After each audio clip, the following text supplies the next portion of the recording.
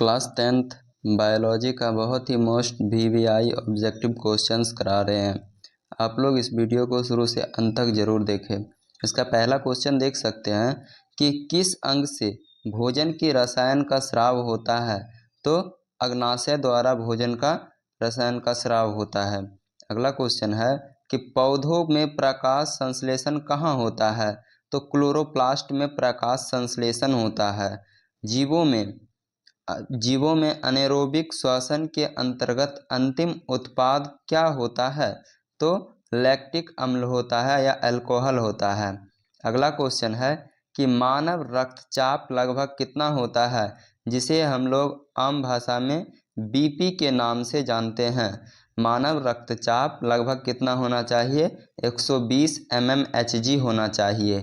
अगला क्वेश्चन आप लोग देख सकते हैं कि पत्तियों के तंत्र में गहराई से छिद्र कहलाते हैं, वे क्या है। तो स्टोमाटा है। पत्तियों के तंत्र में गहराई से छिद्र कहलाते हैं स्टोमाटा। क्या कहलाता है, स्टोमाटा। कोशिका विभाजन में डीएनए की प्रकृति किस चरण में होती है। तो इंटरफेज में होता है। किसमें, इंटरफेज में। मानव शरीर में अपशिष्ट पदार्थों को फिल्टर करने वाला अंग कौन सा है। तो गुर्दा हो जाएगा। अगला क्वेश्चन है पौधों में पानी का वाष्पोत्सर्जन मुख्यतः किस भाग से होता है। तो पत्तियां द्वारा होती है। अगला क्वेश्चन है कि इवोल्यूशन की प्रक्रिया में कौन सा कारक मुख्य भूमिका निभाता है। तो ये सभी हो जाएगा, प्राकृतिक चयन, आनुवांशिक, क्रॉसिंग ओवर, उत्परिवर्तन, इनमें से सभी हो जाएगा। अगला क्वेश्चन है कि पेट में भोजन का मुख्य पाचन किस रस से होता है। तो अम्ल से होता है। अगला क्वेश्चन है कि मादा और नर लिंग निर्दिष्ट करने वाला क्रोमोसोम कौन सा है। तो वाई क्रोमोसोम होगा। अगला क्वेश्चन है कि जो जीव अपने भोजन खुद बनाते हैं उन्हें क्या कहा जाता है। ऑटोट्रॉफ कहा जाता है। जो जीव अपना भोजन खुद स्वयं बनाता है उसे ऑटोट्रॉफ कहा जाता है। अगला क्वेश्चन है कि कोशिका का मूल इकाई कौन सी है। तो कोशिका हो जाएगा। कोशिका की मूल इकाई क्या हो जाएगा, कोशिकाएं होगा। अगला क्वेश्चन है कि मानव तंत्रिका तंत्र में रिफ्लेक्स आर्क के लिए कौन सी कोशिका सही है। तो ये सभी हो जाएगा, motor neuron, sensory neuron, inter neuron, ये सभी हो जाएगा। अगला क्वेश्चन है पौधों में गहराई से CO2 एवं O2 का आदान प्रदान करके किसके माध्यम से होता है। तो लेंटिसेल्स के द्वारा और स्टोमाटा के द्वारा। ए और बी दोनों हो जाएगा। अगला क्वेश्चन है कि रक्त में ऑक्सीजन किस अवस्था में सबसे अधिक होता है। तो हीमोग्लोबिन से बंधी हुई अवस्था में। अगला क्वेश्चन है कि पर्यावरण में जैव प्रचुरता का क्या महत्व है। तो ये सभी हो जाएगा। अगला क्वेश्चन है पौधों में पोषक तत्वों का अवशोषण कहाँ से होता है। तो जड़ से होता है। अगला क्वेश्चन देख सकते हैं कि इंसानों में प्रजनन की क्रिया होती है किस अंग द्वारा। तो अंडाशय और वृषण द्वारा होता है। अगला क्वेश्चन है कि निष्क्रिय परिवहन में किस तरह की ऊर्जा की आवश्यकता होती है। तो ऊर्जा नहीं चाहिए। अगला क्वेश्चन है कि मनुष्यों में मूत्र किस अंग द्वारा निर्मित होता है। तो किडनी द्वारा होता है। अगला क्वेश्चन है कि डीएनए की खोज किसने की थी। तो वाटसन और क्रिक ने किया था डीएनए का खोज, और डीएनए का पूरा नाम होता है डिऑक्सीराइबोन्यूक्लिक एसिड।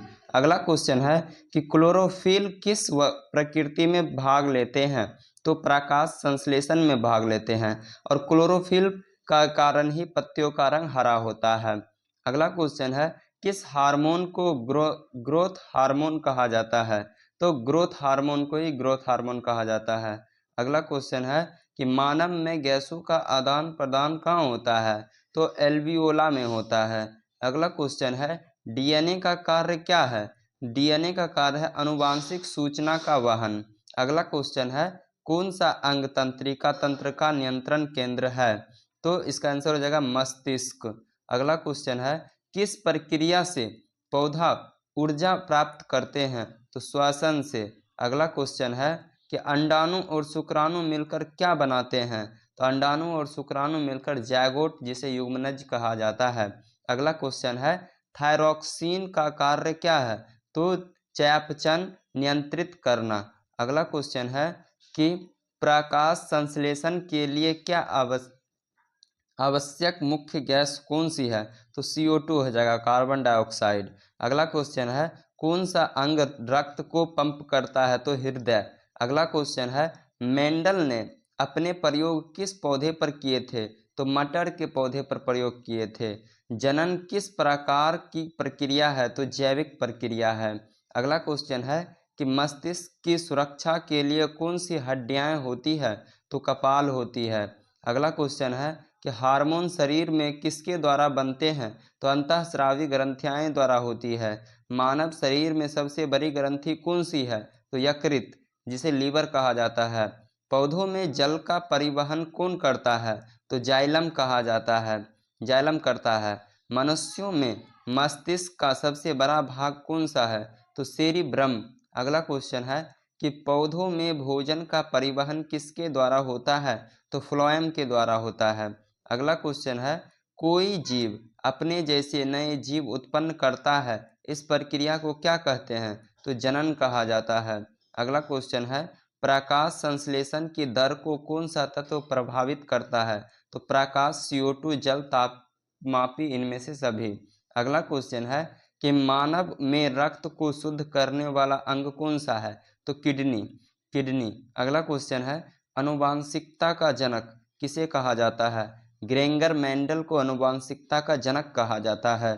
श्वसन की क्रिया में कौन सी गैस बाहर निकलती है? CO2 निकलती है। अगला क्वेश्चन है कि बच्चों में बौनेपन का कारण कौन सा हार्मोन होता है? ग्रोथ हार्मोन की कमी के कारण होता है। अगला क्वेश्चन है कि हाइपोथैलेमस किसका भाग है? मस्तिष्क का भाग है।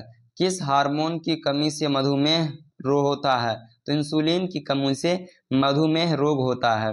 अगला क्वेश्चन है कि मनुष्य में नाड़ियों का कार्य क्या है? तो संदेशों का आदान प्रदान। अगला क्वेश्चन है कि वंशागति के नियमों का अध्ययन किसने किया था? तो ग्रेंगर मेंडल ने। अगर आप लोग इस वीडियो को शुरू से अंत तक देखें तो हमारा चैनल सोहराब ऑनलाइन क्लासेस को जरूर सब्सक्राइब करें।